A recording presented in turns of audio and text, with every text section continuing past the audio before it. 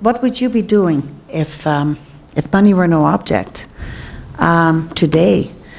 I always wanted to be an artist, but my dad said, I don't know any rich artists. They're always poor, and that's not a good job for you. So I think you should be a hairdresser. And that's a nice job for a girl. They always smell nice, and people always need a haircut. So that's what he paid for. He paid for an education in hairdressing, and this was in Holland. And I was very good at it. I loved it. It was very creative.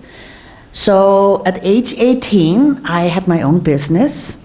At age 23, we immigrated to Canada, where I had 3 kids, and I was a stay-at-home mom because I could do hair at home. And I was very grateful for that job, but I still wanted to be an artist. I always wanted to do art. So I thought, with the 3 kids and staying at home, we bought an acreage outside of Dutchess, 10 acres of mud. And we built our own house, and we did our own landscaping. We never had any money to do anything big or great, but we were both very inventive. Very able, very capable. Whatever we thought up, any imagination, we just did it. We just borrowed, we dug up trees everywhere, got plants everywhere, made a beautiful landscape place out of it. Now people say, you guys have a paradise there. And I think we were creating art. We created something from nothing. And I think that is what art is about. So I took courses wherever I could in the arts while I was hairdressing. And I went to college, took visual communication, and from there I went to university, where I took fine arts. And my year I graduated, that summer I got art as therapy at a summer course with Roberta Nadeau, and I think that's when everything came home for me. I always thought art was to make pretty pictures, but it wasn't. It was about the therapy that it was for me. It was pure therapy. If I created something from nothing, I felt powerful, I felt in charge. I could do anything I wanted. It was empowering to create art. And art as therapy had so much to do with how I felt, my emotions. I could create something and look at it objectively after. And it made sense to me. I could readjust myself. So I wanted to do artist therapy when I came home. Every summer I have kids come to my studio, and I share my studio with the little kids, and I let them use my tools, my medium, and I tell them what art creating is about. And I tell them it is about how you feel, what you think, what you know, and what you then can do with it. And I teach them how to look at things, I teach them how to use their imagination, and anything is possible. And I love teaching this to the kids. And these are the chosen kids. These kids come to me because the parents send them to me. They believe in the kids, they want to do art. But if I go to a public school, that's a different story. So every fall and spring, there's a school close by that hires me to do an art project with them. And those kids, most of them love doing art, but there's always the older grades where the boys, they just hate doing art. They just don't want to do art. And I did this bully project in that school, and it was about bullying, and I had asked the kids and had a discussion with them on what is it like to be a bully. Do you know that it's very easy to be mean to someone, to really hurt someone? That's the first thing that you have access to. You know what hurts yourself, so you know you can do this to another kid. Or gossip, or just be nasty or mean. That's not so hard to do. But to be kind and friendly and do something nice for someone, that takes a little effort. You got to think about that. You have to make a choice if you want to do that. So I said, that's what we're going to make a mural about. We're going to make a picture. Each one of you makes a picture about something kind, something nice that you know will be helpful or will be fun to do with a friend and to create a kinder environment for yourself. So we did this project, and the end of the project, this one boy, every time I teach in that school, that kid just annoys me to fools around, plays with the other boys, make sure the other boys don't do any art either. And I just, why is this kid doing this? He made a cannon on his picture. That's what he thought that little kid had done, so he painted the cannon. I said, now why are you doing that? Why don't you have an opinion? I want to hear what you're saying. What are you feeling? What are your thoughts about this? And he goes, I just hate doing art, he said. I said, why do you hate doing art? He said, I don't want to be an artist when I grow up. And I thought, oh good Lord, I don't want you to be an artist either when you grow up. But I do want you to think, and I would like you to feel and do something with this. What is your opinion? It's using your brain differently. And I think that's what we think when we teach art in school. I don't want to be famous painters. I never had that thought I was going to be a famous painter. That's not why I did art. They don't teach drama for you to be a famous movie star. I wished I had drama. I would feel a little bit more comfortable right now.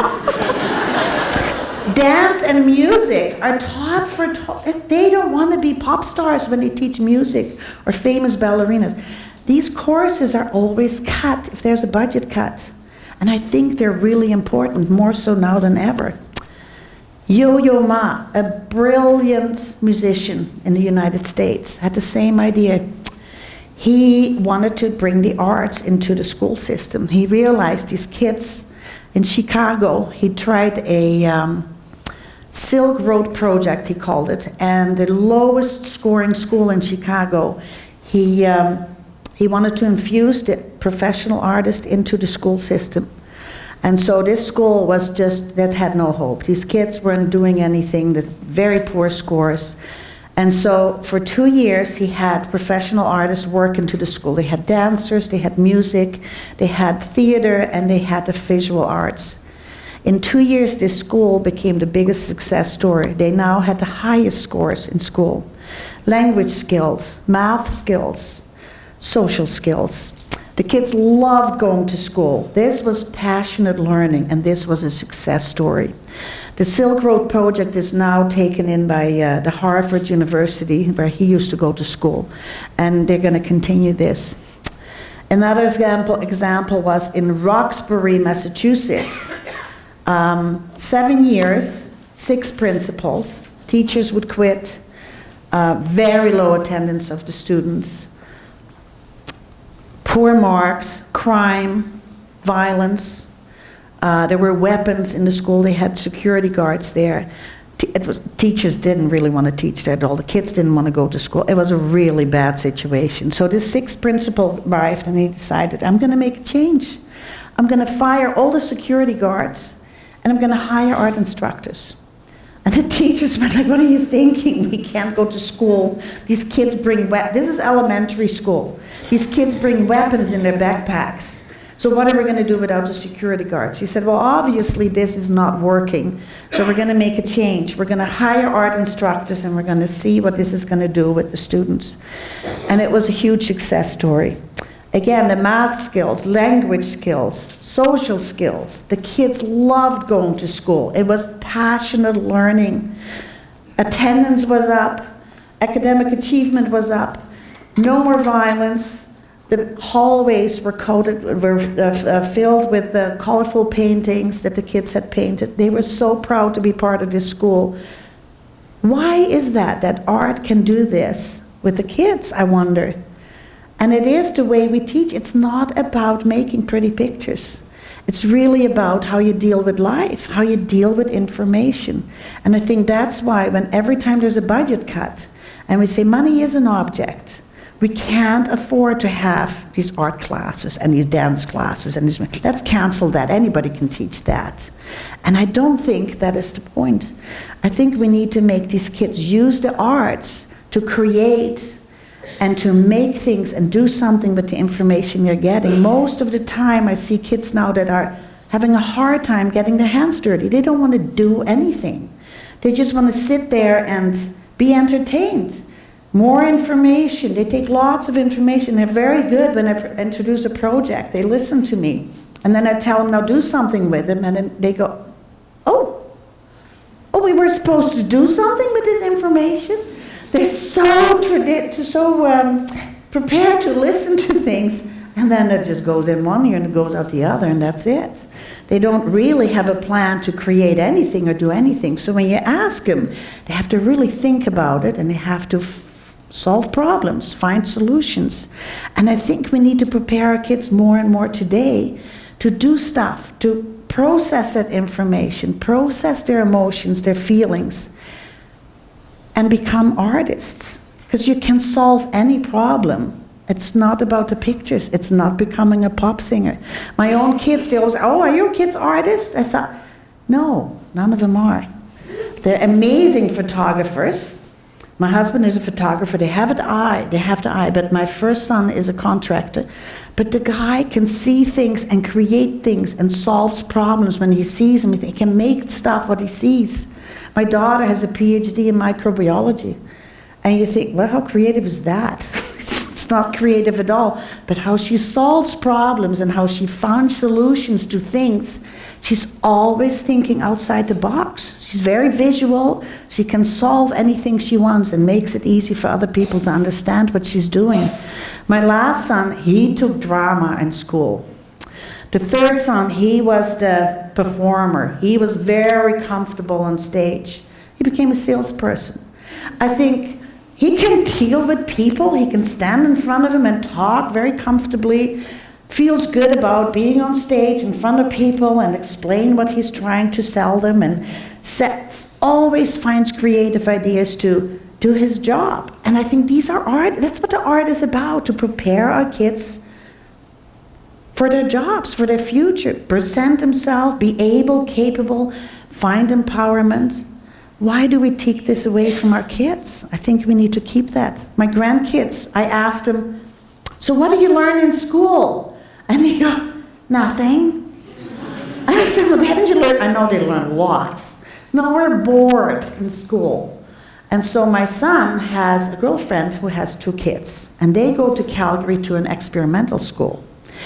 And I asked them, I thought, well, I might as well ask them, so what do you guys learn in school then? What's new? And they go, oh, well, we have Alaska, and we learned about that and how these people live and what they do and their culture, and it's light all summer and dark all winter. And then we learned about Peru and how different they are from the people in Alaska and their culture, and we made a video about it. They knew every detail there was to know about Alaska and Peru, and I thought, what a difference that makes. So that is, she didn't realize that the kids did so much better in understanding and remembering because they had the arts in school. They got to do something with the information they had.